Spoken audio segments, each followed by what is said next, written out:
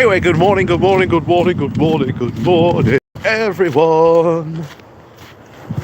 See, got a bit of a morning pony for you. Like I say, unfortunately, I haven't got anything for you, boy, this morning. But there you go. Here's another one for you. There you go. There you go. There's your bit of a morning pony for you.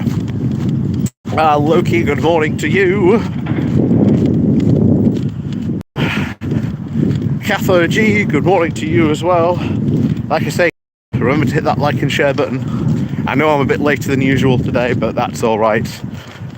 Like I say, yeah, we're going to have a talk about that vote that happened yesterday, because oh boy, are there going to be some consequences about this. David, good morning to you as well. Like I say, good morning to everyone who's joining us in the chat. Good morning to you. You join us here on a very somewhat sunny but still very cold morning. Carl, good morning to you.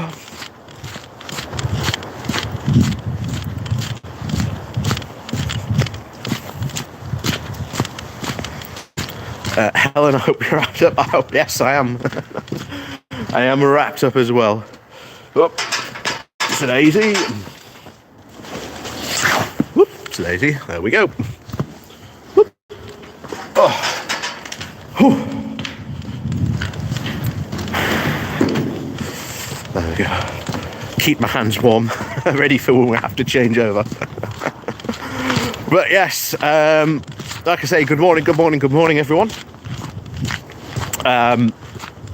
So I'm going to assume most of you didn't see my video last night, but for those of you I have seen the video that I did last night, like I say, we're going to be sort of covering some of the same ground that we went over in that video, but that's just to make sure that everyone's on the same page.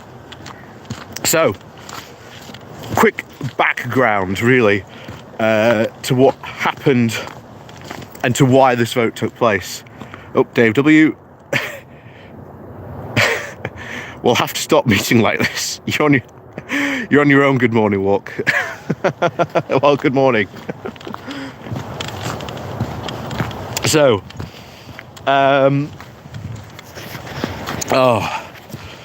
so as most of you may remember, back in 2016,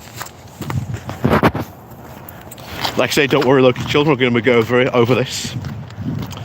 So, back in 2016, as most of you may remember, the Northern Ireland, shall we say, border issue was discussed by the Remain campaign as being quite a significant problem. And of course, whenever this was brought up, the response was that the Northern Ireland border would not be an issue, because as we have discussed many times before, on this, on these walks, in videos, we've even seen the video of Daniel Hannan say, we're not leaving the single market and customs union. It's going to be fine, guys. PE, good morning to you. So, the Northern Ireland issue was simply just wiped away as being a non-issue, because the Leave campaign's promise at that time was that we would be remaining in the single market and customs union, hence there would be no need for any changes to the Northern Ireland border issue. Now, of course, as we know now, that has turned out to be absolutely false. And of course, since 2016, we have seen numerous attempts, absolutely foolish, ludicrous, damaging, dangerous, just wacky stuff Chris Ryan, yeah, if the Tories make a promise, assume the opposite will happen. Oh, and yes, good morning to you as well. So, we have seen the consequences play out over this. Over the fact that the ERG teamed up with the DUP to take down Theresa May. And the DUP really do not like the Good Friday Agreement, even though they might, shall we say, protest otherwise. You've got numerous times where we had, Brexit secretaries from David Davis to Lord Frost say that, oh, it's okay, we can just, do the deal about the Northern Ireland Protocol and then change it as we like. And they would say this openly in interviews and to like newspapers, and then they would just assume that for some reason like people in the EU would just not read the press. It's truly a bizarre statement, to say the least. But of course, this is just one issue, because really going back to sort of Priti Patel, when she was Home Office Secretary, her entire sort of reason for being there was that she was going to cut the numbers for immigration. And like many Home Secretaries who have been, shall we say, considered bad at their job, she basically put in place an arbitrary number that she was going to cut down these, illegal immigrants by this much. But of course, as we discussed before, illegal immigration doesn't really happen too much in the UK. Most of it, of course, does come from asylum seekers who have every right to do so under the numerous treaties, conventions, and all kinds of stuff that the UK has signed up to over the years. One in particular, of course, is the European Convention of Human Rights, which has its own court, the European Court of Justice, which essentially uses that charter to essentially look at all its judgments. And of course, Patel's moves were seen as sort of failures. These small boat crossings started to increase. People like Farage and other people on the right wanted to use this as a political issue to say you're not quote unquote securing the borders, and essentially it became an issue really internally with the Conservative Party. Ultimately, at the end of the day, if Patel or even Braverman really wanted to stop these small boat crossings, all they would have to do is set up a safe route. And we have seen today, well, not today, but yesterday, the Royal Navy was called out because there was an incident in the channel of one of these small boats capsizing. And I think from what we've heard yesterday, at least 3 people have drowned, unfortunately. And it just goes to show you that it doesn't matter how hard they make these laws, it doesn't matter. People are still going to come to this country. You cannot stop that. What instead they should be focusing on is processing, making sure that these people get into the system quicker, that the system, works. But of course, that's one thing that Patel didn't do, and especially her previous predecessors made sure that since 2015 indeed, that system has been very much defunded, and as a result the backlog of asylum seekers and applications has grown to, well, ridiculous proportions, with one estimate saying that it might take up to about 8 years just to do one of these applications. And so on Tuesday, I believe it was, Rishi Sunak comes out with his new plan that he is going to pass legislation that will essentially mean that anyone that comes here, quote, illegally, cannot apply for asylum. Chile Dakota, will Labour get a new election map? I don't know. I haven't seen that yet. But maybe we'll talk about that later.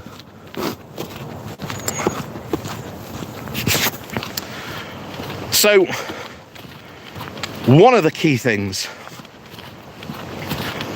of course, that would stop this from happening, as everyone pointed out almost instantly, just as the flights to Rwanda were stopped in their tracks by the European Court, both are there going to be legal challenges to this law that Rishi Sunak is going to be putting forward. And so we get to what happened yesterday. I talked about in my video about this. That essentially there is being a law put forward by, of course, the usual Tory suspects. Boris Johnson, again, meant to be sort of supporting this bill. But essentially what this bill was being proposed, or at least the idea being proposed into it, would essentially be that the UK would leave the European Convention on Human Rights, thus also leaving the European Court of Judgment out in the cold completely as well, because once you leave that convention, that also pretty much means that the European Court of Judgment can also not rule on things in your country as well. So essentially it was sort of a 2-for-1-er.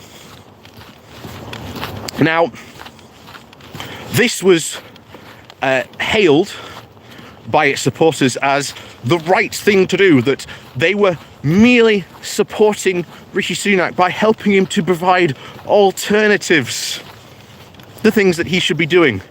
But of course, the bill had ulterior motives, which we'll get into in a moment. But I hear you ask, why did you talk about Northern Ireland to begin with? Well, the Good Friday Agreement,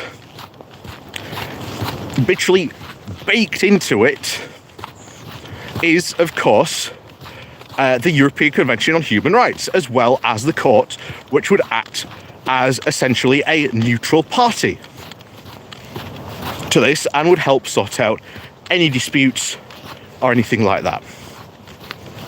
So if we left that convention,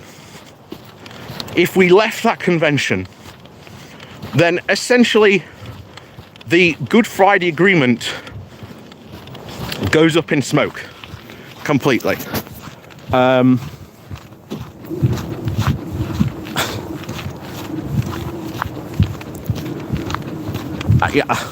I don't know how else to plainly put that. It would just completely destroy one of, if not most, the successful ends to sectarian violence in modern history would just be gone.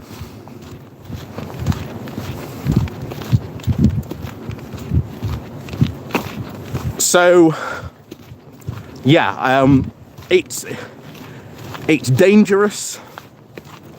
It's a completely stupid move. by this group of MPs. And luckily, like I say, this bill did not pass, as we said. Oh, pardon me, I'm just going to have to put it here for a second. So if I can't read your comments or anything, I have to apologise. Like I say, it is being obscured by the sun. There we go.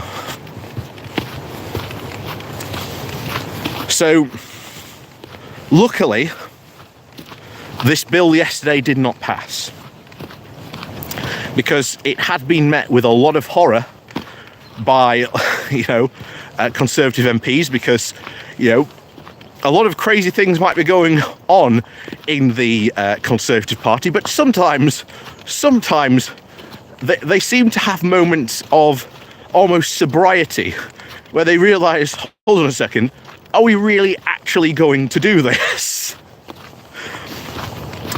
And this was certainly one of the moments that they acted like this. But of course, this is now the target. They are trying to make the European Convention on Human Rights, the European Court, this new enemy that they can rally around, and make it be seen as something that we've got to get rid of again, just as they did, of course, with the EU. It's the exact same targets, and like I say, part of this vote, even though they knew it would lose,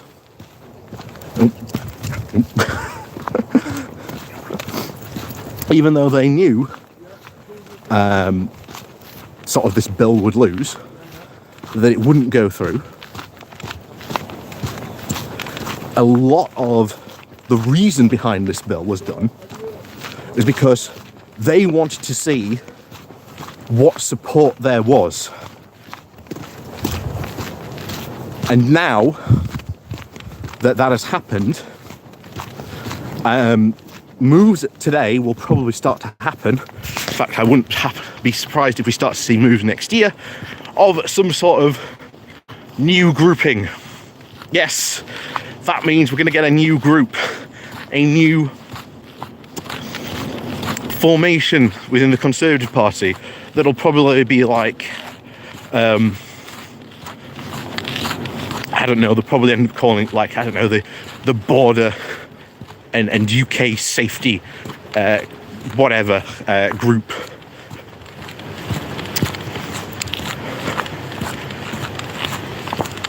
But that was their aim, to essentially see how much support there was and what they could do, because they know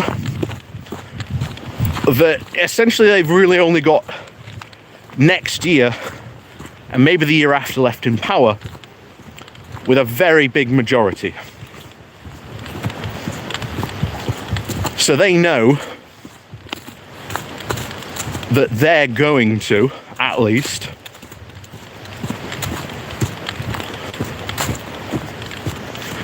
make a very big play to get rid, or at least get the UK out of this convention.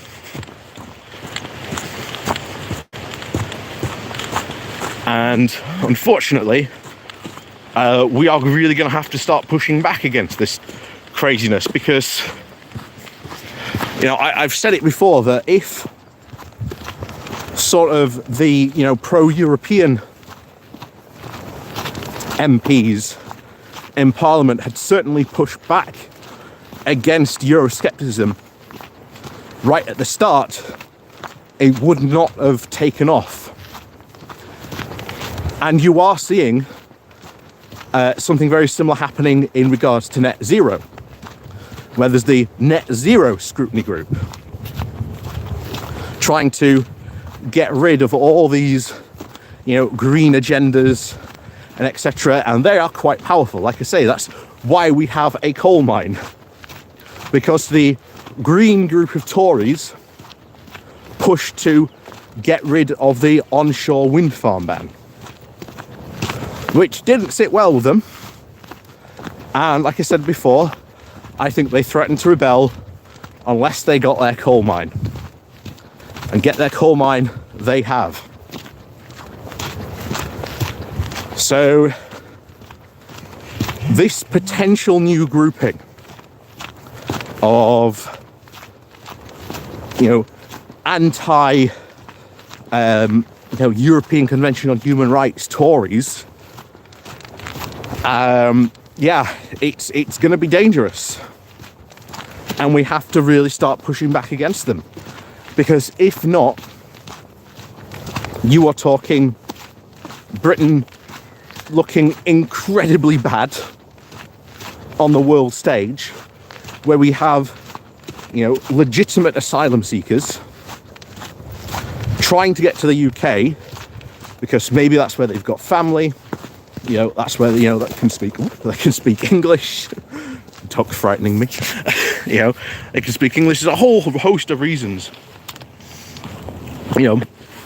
why asylum seekers would come to the UK.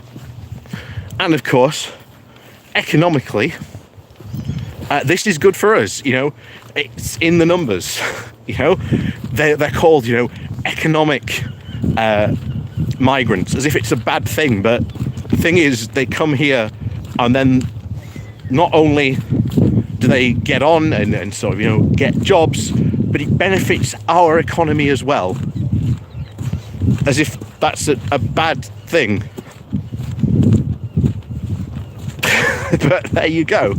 And like I say, this also leads into years of Tories not building infrastructure, etc., etc. We've been over this argument many, many times before.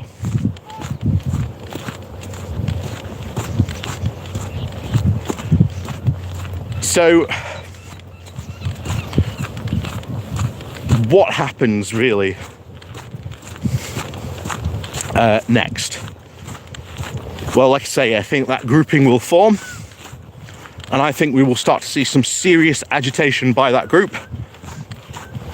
And of course, it depends how much power they exert. But needless to say, we've got to watch this very, very closely. Very, very closely. Because we cannot let them just do this. But do this, they almost certainly are, because that is their stated aim as of yesterday. They really want to get out of this.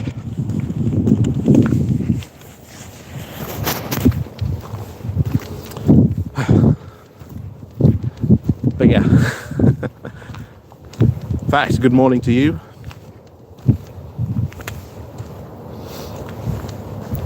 Yeah, RC, most asylum seekers do not go to the UK, more go to Germany, France, Spain, etc. Yeah. And like I say, this is it. If they really wanted to solve,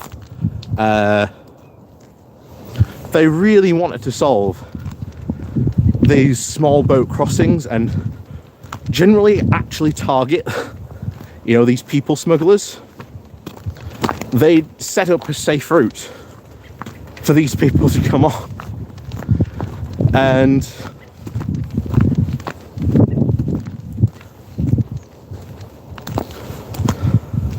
that's the big problem. They don't really want to sort of do that, because that would be seen as being soft, where unfortunately a lot of people, especially Tory supporters, and especially the hardcore Tory supporters, want a really hard stance on this.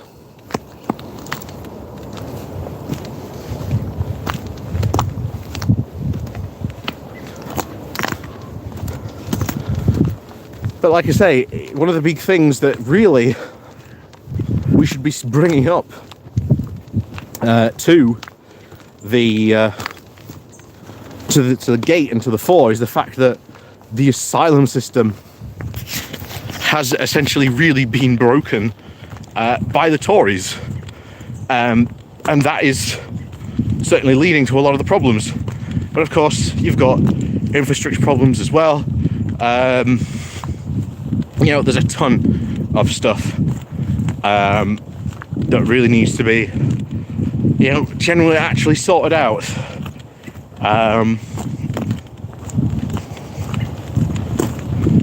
So yeah, like I say, I really do hope that Labour does end up sorting this out. To be honest, and like I say, if they do get in power, I am not going to be, supportive of them. If they do something wrong that I think is wrong, or they're doing something wrong, I will criticise them. I want Labour to be in power, because to be honest, they're a far, far better alternative than the Tories.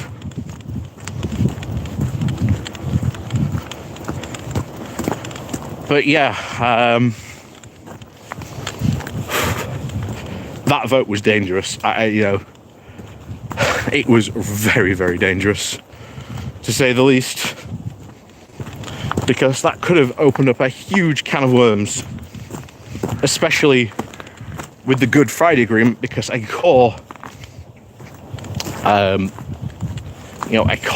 almost the core of it was built around the European Convention on Human Rights, and yeah.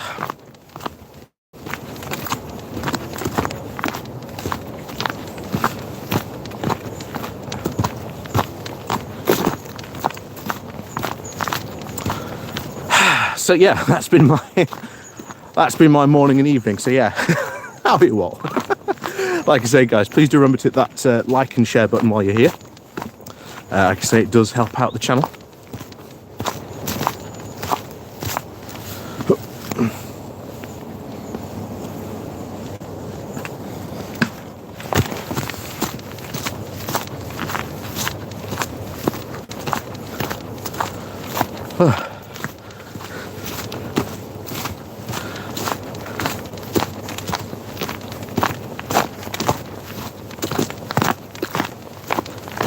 But yes, it's nice, cold morning.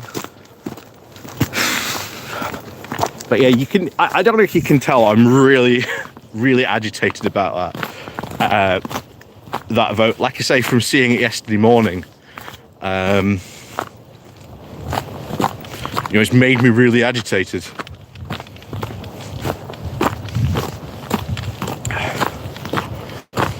On that front, and yeah.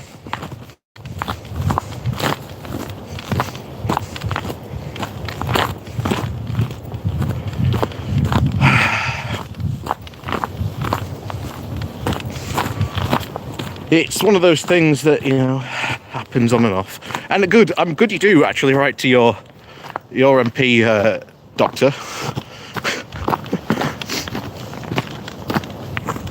I'm really glad you do, because, like I say, not many people actually do write to their MP. And like I say, it's so easy these days because you can email them. Some MPs even have WhatsApp chats you can message them on. So yeah, it's crazy.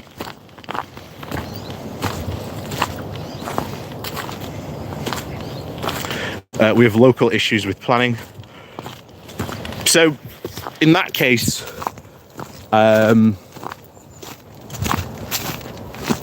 if it's a local planning issue, while your MP can get involved, they will probably ultimately, it should be your local council, and your local council that you should get involved with that. Yes, make your MP aware of it, of course, but if it's a local planning issue, they themselves will probably only refer you to, contact your local councillor. Like you say, do the same.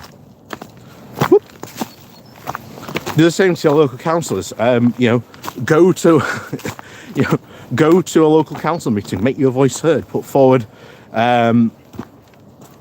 sort of emotion, there are ways, that you can do that. Like I say, as you all very well know, I'm a big advocate for there we go. I'm a big advocate for excuse me if I'm not reading your messages or anything like that. Like I say, it's a bit as you know, this is a bit treacherous, this part, so I'm trying to negotiate it very expertly.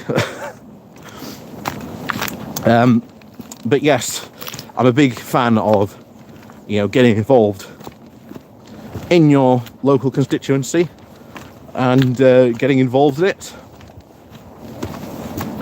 and sort of local politics. And here's the thing, it's far easier to actually get onto your local council than you think. Oops, daisy.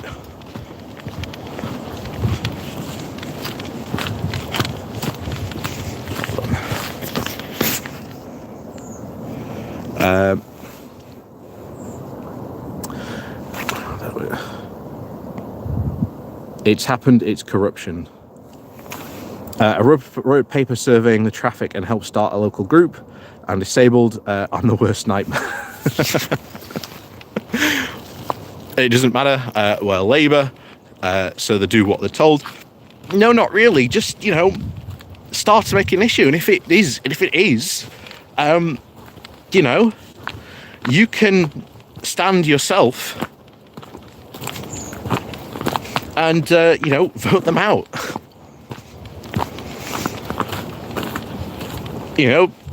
Challenge them. There are loads of independents, especially when it comes to sort of, local councils or like the Green or, Lib Dem or, whatever, telling you I've been working on this since 2010. Well, like I say, sometimes unfortunately you fail. But hey, if that school floods, if it is, built on a floodplain, then every time it floods or anything like that, just go to the council just saying, well, I said this back in here, and guess what, it's flooded. And just point out every single time, you were right. Just, as you said, be a pain. For this, like I say, and then get involved. Get involved in the Labour Party, in your local constituency. Get involved in, going to local constituency meetings and things like that. Start to, make your point on this. You can be very successful, especially when it comes to sort of, local issues and things like this. Nope. So you shouldn't just give up on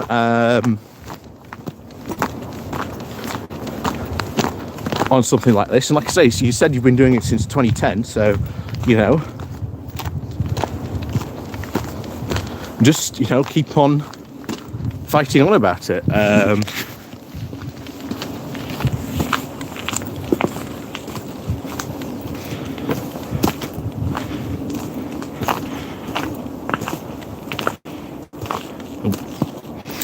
I do this every day, stick around, be dangerous, and here it is.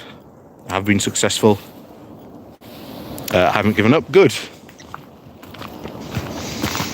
Like I say, and good on you for, not giving up on this.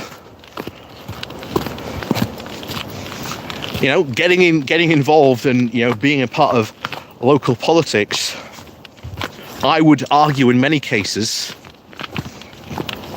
is far more. Oh, lost signal. Did I miss anything for the last 5 minutes? No. We're talking about local politics, David. I would argue, and I have even argued in the past. It's Daisy. I have argued and would argue, continue to argue in the past, that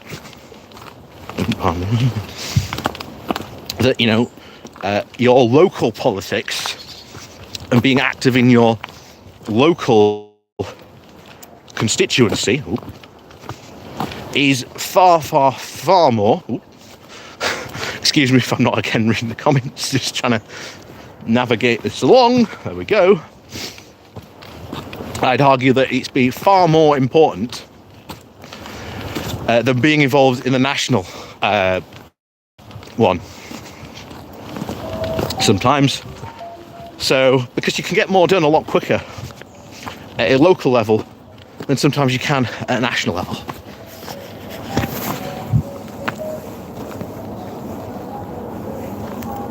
I'd like to help with my experience. You'd like my GitHub. Like I say, send me a link on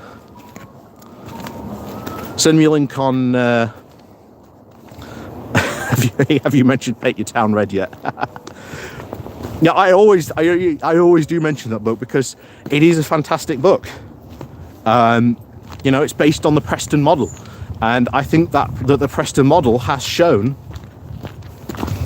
that this,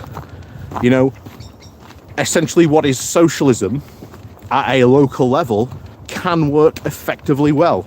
It can work very, very well. Preston has bucked the trend, certainly of many other towns, because it has followed that model. And here I go on all about it again.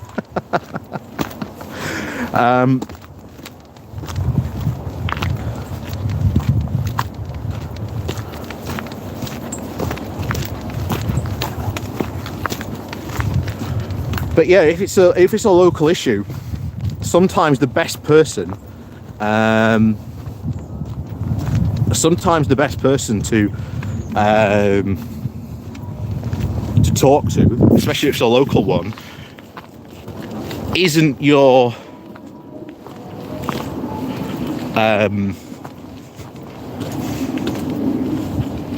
isn't your MP. It's actually your local councillor, and it's your local councillor in many cases that will help you out a lot more in some cases than certainly your MP can. Not to say that your MP won't help you in these cases, but like I say, your councillors are very often, and should be, especially if it's for one,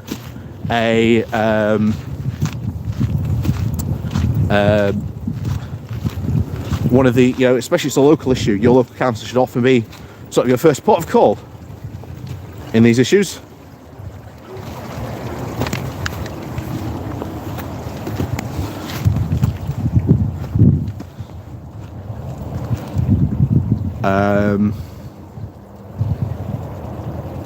You'd be disgusted. It's Labour.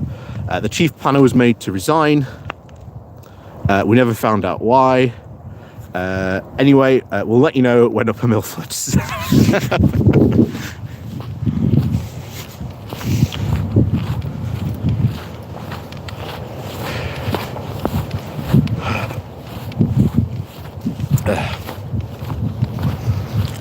Your MP was Phil Woolhouse.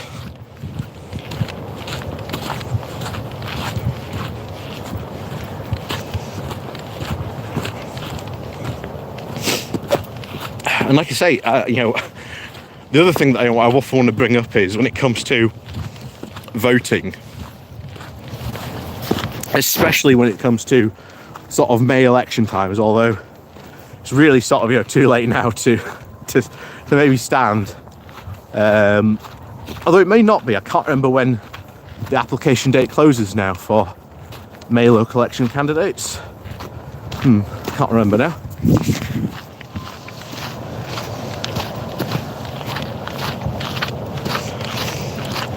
But one certainly key area of local politics is how easy it actually is to get elected. In some cases, as we've often said, the turnout for local elections is ridiculously low. ridiculously low. So it is actually really easy to get elected in some constituencies, because you only need, in some cases, a couple of hundred votes and you're in. Like I say, it does not take a lot. I have seen people continuously, in Barnsley, people make the exact same claims about, the Labour Council, oh my God, they're awful, they're terrible, they're the worst thing since sliced bread. So they run against them, get in essentially for a year, and then lose. Because they actually get to experience what happens in local politics.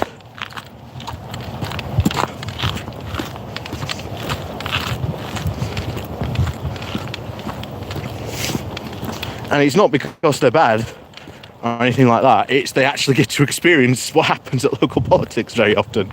But that's just how it is sometimes.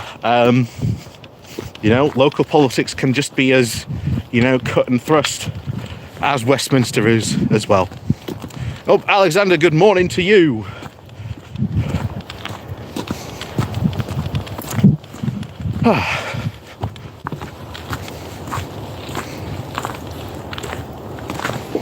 You can ignore anyone else if you have. Well, this is it. This is where sort of, campaigning, bringing awareness to sort of local issues. I mean, I can't remember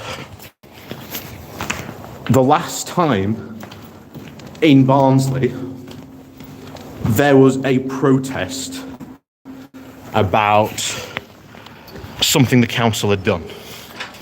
Oh no, actually no, I can remember. We had a big protest movement about the whole King's Cross Road situation. That was certainly one. And like I say, here was the hard point. Council said, look, this crossroad is an absolute nightmare. It's a complete bottleneck. It causes traffic jams for days. In some cases, it needs to be changed. And of course, the local residents said, no, it doesn't need to be changed, even though some of the local residents, now that the change has happened, have actually changed their tune in some cases. But yeah, like I say, this was one of the case of they did a full consultation for it and no one turned up. Not one local resident in the consultation turned up, and then they complained of the fact that they had been left out when the council was going, well, no, hold on, not only did we put up signs, we put up notices, we sent out letters telling people when this would be, and no one turned up because, again, local politics. Very often, in some cases, people don't tend to realise because they're not engaged until the last couple of seconds. You want a classic example? Hundreds turned up at our consultation.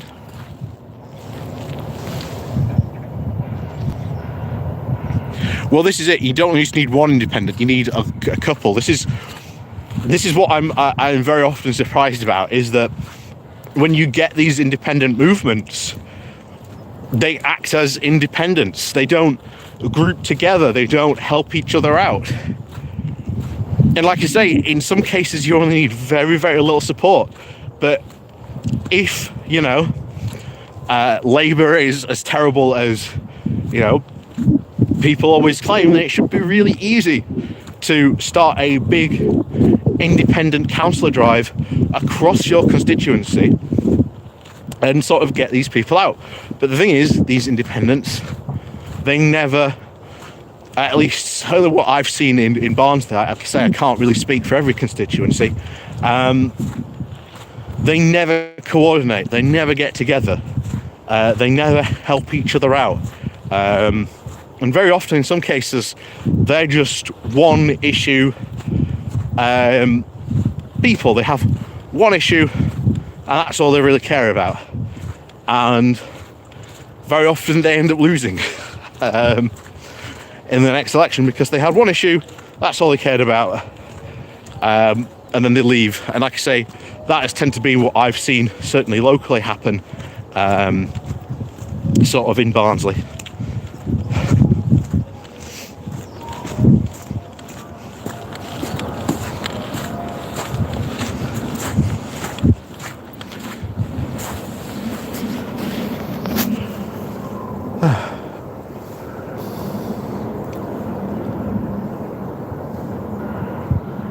We were told it was happening, and that was that. One I spoke to was leaving the next day anyway, after years of moving around, building around, changing the plans. It was built, it was called a done deal. So, the other thing is, that school may have needed to be built. I'm not going to lie, you may have desperately needed that school. It happens sometimes. There are priorities. You need to get schools built like this because maybe the other schools, were awful and needed probably knocking down. Like I say, I can't really speak. I don't know sort of the ins and outs of sort of different constituencies as I do certainly my own. I know we went through something very similar, again with Kingston, with a big sort of, academy school being built. On this, again, up in the Kingston area, residents had a very sort of a similar way, but when you look at it, you look at sort of the Kingston and sort of the Hoyland schools that were going to be sort of knocked down anyway. They were absolutely falling to pieces. One school in particular, Kingston, was built in the 1800s and really hadn't had anything new built to it since. So local politics is always different. It's difficult, issues affect different areas differently. It's always difficult, unless, of course, you are Gavin Williamson, and Gavin Williamson was infamous for his dark arts of local politics that apparently he knew ridiculously well. But hey, mate, we can't all have, shall we say, the secret dark arts of Gavin Williamson to call to our beck and win when we want.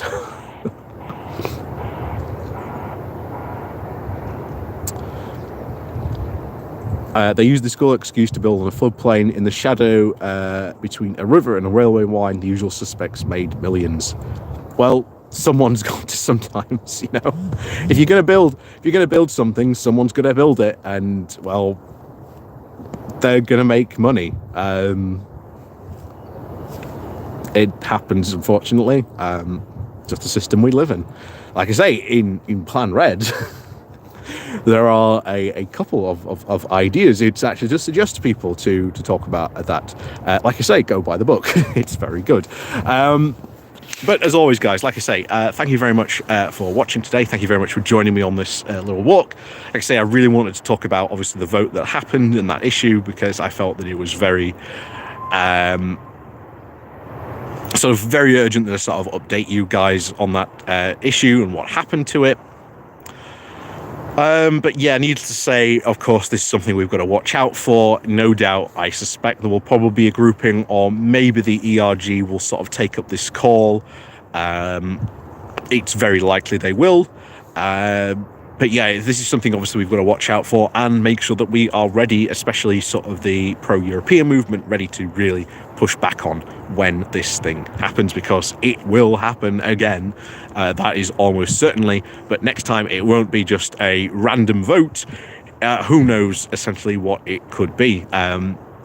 They may try to make this a general election issue. For all we know, it's entirely the point. So yeah, we need to sort of be active about this. So, as always, Dave, yeah, you're going for your coffee. That's me as well. Like I say, if you would like to buy me a coffee, there is a link down below to do so. There is also my Patreon page, and of course, the YouTube thank you button, and of course, the Pony Club you can join as well. And of course, like I say, have a very good week. We'll see you on Saturday for a good morning walk. No doubt if there's been any movement or anything like this, I will update you to see if I've seen any movement on this. I don't suspect there will be, at least maybe until potentially the new year, but we will see. And of course, as always, guys, have a very good week. Enjoy the rest of your week. And crack on, have fun, and we'll see you on Saturday for another Good Morning Walk.